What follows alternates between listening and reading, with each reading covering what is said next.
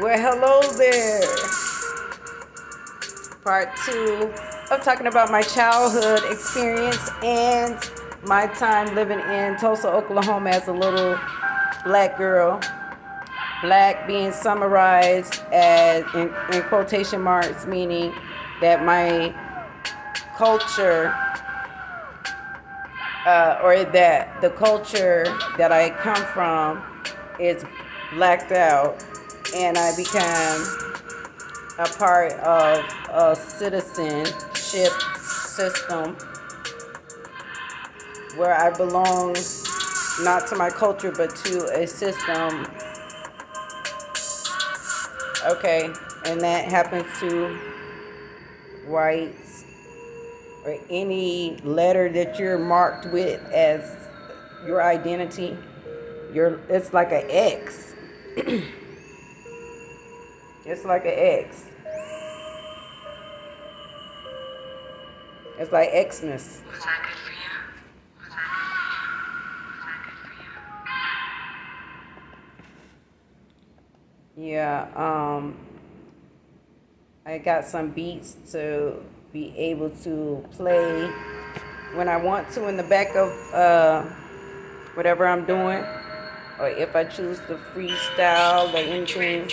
I had also got these cards. I made these cards up for myself. Beat mechanic. It says Timeless Jubilee, Revolutionary.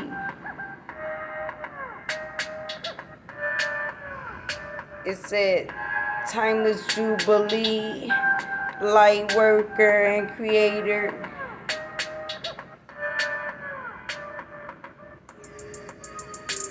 Light Bender. No, it don't say that, but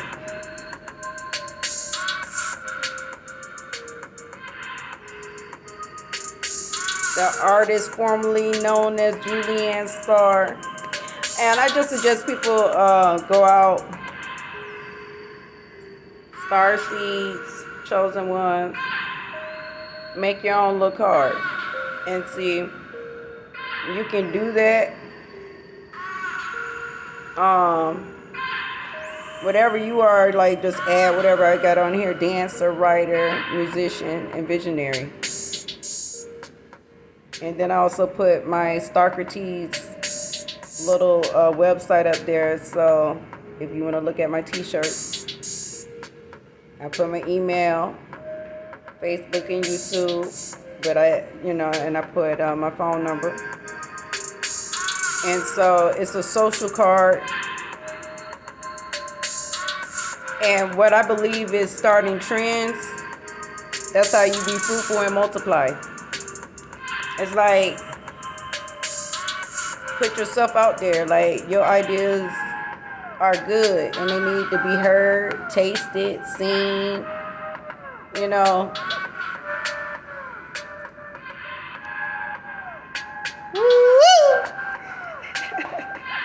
So do you, boo-boo. The social card, basically. And so it also, because what I believe in is this transition. Everybody believe money is the key, right? But money ain't the key. But you think money the key. So then I got to talk to you about this key that you believe in. And I have to maybe assist you in getting the key. Keeping the key if you got the key.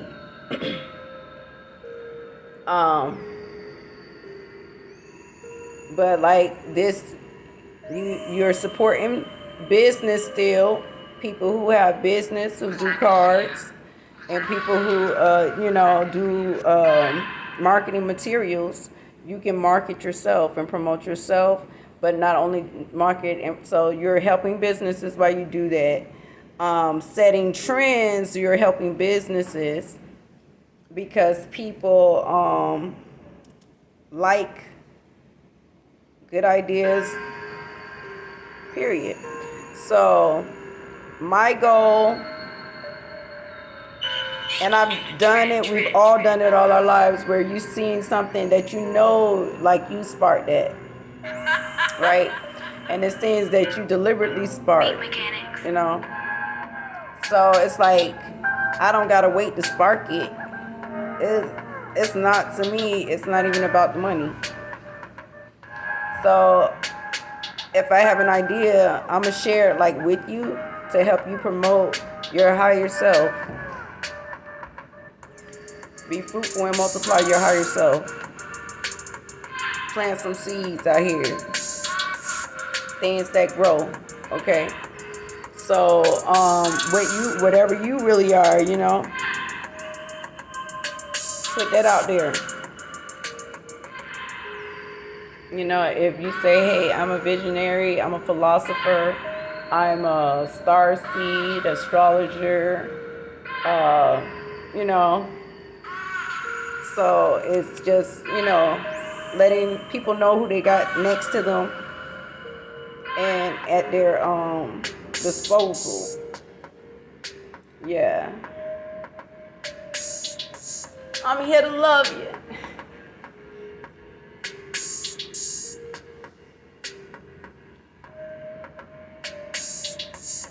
I'm here to love you. Forgive me for my sins.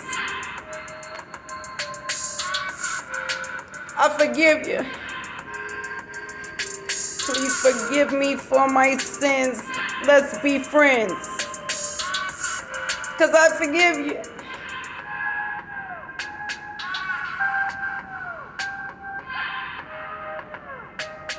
Okay, so I was a little girl in Tulsa, Oklahoma, recapping, catching up.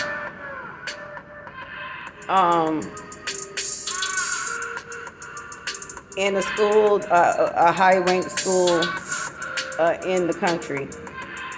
Having a different perspective coming from Miami, Florida, and then thank God I lived in Gainesville, Florida, because I saw a lot of people who had the W mark, but they were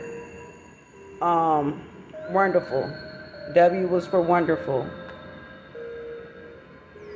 And so when I went to Tulsa, then I was able to see the other side second. And so that's a blessing because that helped shape me to know that it's good, wonderful people, period, out there. Wonderful people. Okay. So I get to Tulsa, Oklahoma. My mother is trying to go to Oral Roberts University, but she's working at Oral Roberts Hospital. And my mother, Jeanette Juanita, she was legally blind, trying to help lead the blind. She helped me see that it's really up to me.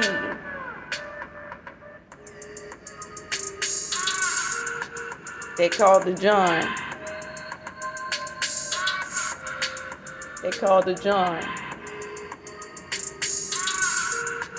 That only one, Jeanette Juanita John. Juanita John.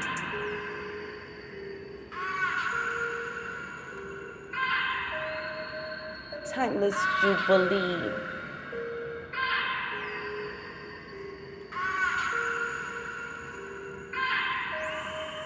Time to be free. Let her out. Let her out. But you got to go within.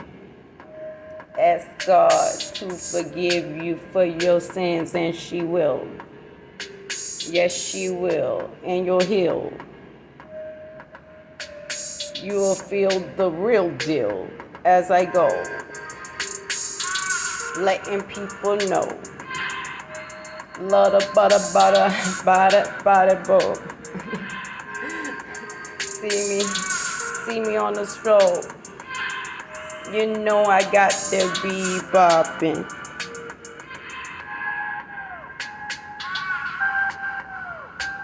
Yeah, so I was one of 3 people marked with a B in girls, and it was one boy, Michael. So in the Christmas play, it with Bob Cratchit and all of that, Michael got the part of Bob Cratchit, the only black boy in the school now, and the teacher said, then Julianne, that was me, has to be his wife, Mrs. Cratchit. They weren't even ready for a mixed couple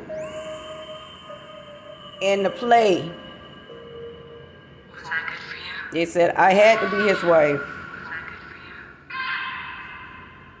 That's where I fit into the play as his wife. Okay. They didn't know by saying that, you know, damn, he can't have a white.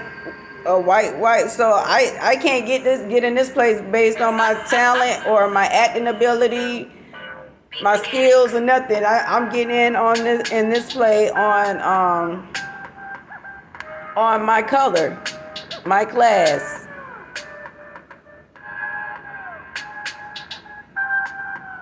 And I saw that, but they didn't see it. They just knew I got the part. So, I remember initially when I entered the school, they placed me in honor science. It was only one girl of color in that class, or one person with a blacked out culture in the system in that room. It's a white out culture and it's a black out culture. So she was in there representing the scholars. Okay, I came in that class. Now I'm from Miami now. Yeah, I lived in Gainesville, but I didn't know what the history behind any of this stuff. I didn't. I just saw. I'm like, what? So my desk was a wreck, and I was looking at my desk or whatever, and he came and he was like, "You need to clean up your desk." And I said, "Okay." And so he stood there, and I was like,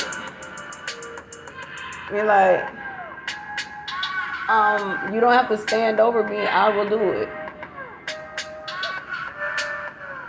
So I got out of that class. I was moved out of that class.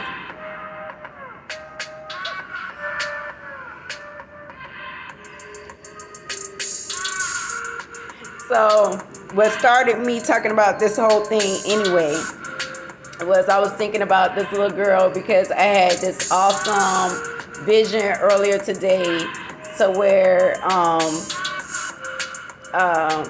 it made me laugh. It made me laugh. And so I was like, I started laughing, and I laughed like this girl who was the other part of the blacked out culture in the school. And she would be in, okay, so I got moved out of the class, and they put me in a class where the people could not read. They were rich people of whited out culture who could not read. And so I was like, at that time was like, oh my God, they try me. I can read, I always can read, like,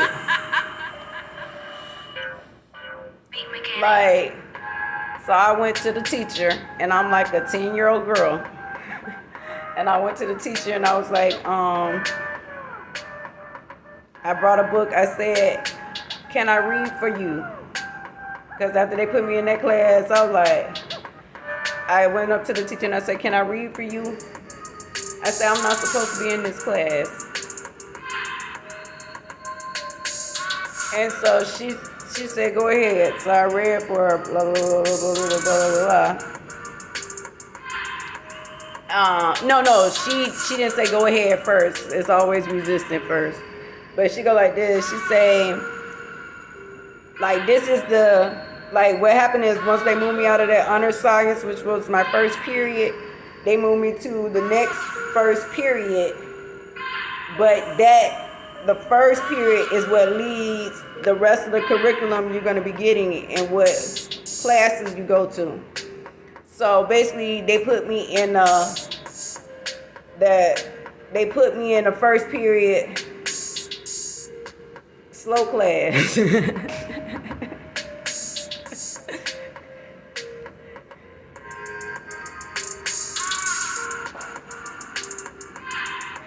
Shut your mouth, nigga. You really need to shut your mouth and take your orders.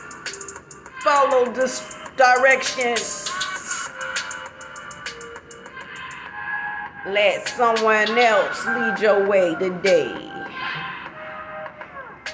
Then you can go and play maybe on a Saturday, 1 month in May.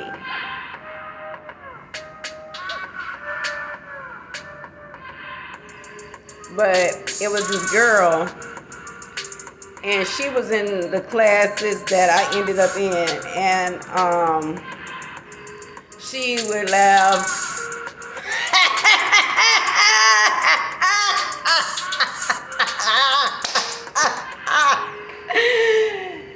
And I remember looking at her like, bitch, you know it's only 3 of us.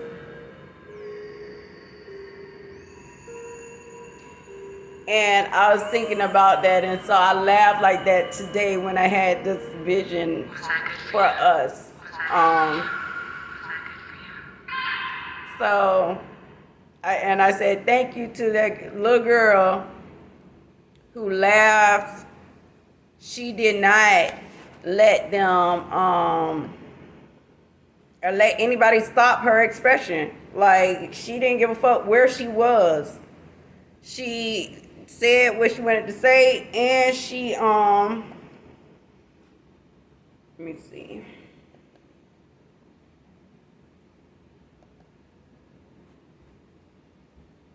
She did what she wanted to do right in the middle of their system. She laughed, and she laughed wildly. And she would just be saying stupid little things, and and she, I look back at it now, and I'm saying, you said you were part, if you get to see this, I don't remember your name, and like, I think I probably would remember your first name later, like, but you said you were part Mexican and part blacked out culture. And but you looked like you belonged in the blacked out culture by itself to me, but I didn't know. So good job for being yourself, not letting anybody stop you from laughing how the fuck you wanted to laugh in the middle of class, wherever, the hall, whatever. Good job. Jinx East Middle School, no, Jinx East Elementary. Okay. I was the other one. Okay, so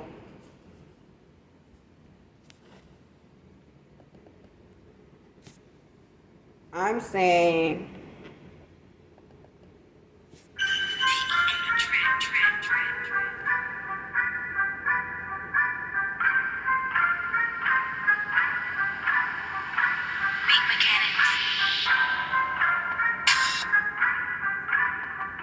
yeah, so my mother was having this great time because she was experiencing a hospital that was trying to model itself after Christian foundations. And so the people treated her really well and she was having a good experience. But as far as I was concerned, like, it sucked. One, they were rich. They had horses and maids and stuff like that. I ain't have shit. We lived in a condominium, and that was a miracle to them. When I used to tell them I'm riding on the bus home, they say, "Where do you live?" And they tell me where I live, over in the Outriggers, because that's where the blacked out culture was, in the Outrigger apartments. And so I said, "No, I live in the Timbers condominiums." And they were like, "No, you don't. You sure? Not the Outriggers?" "No, I live in the Timbers condominiums over here."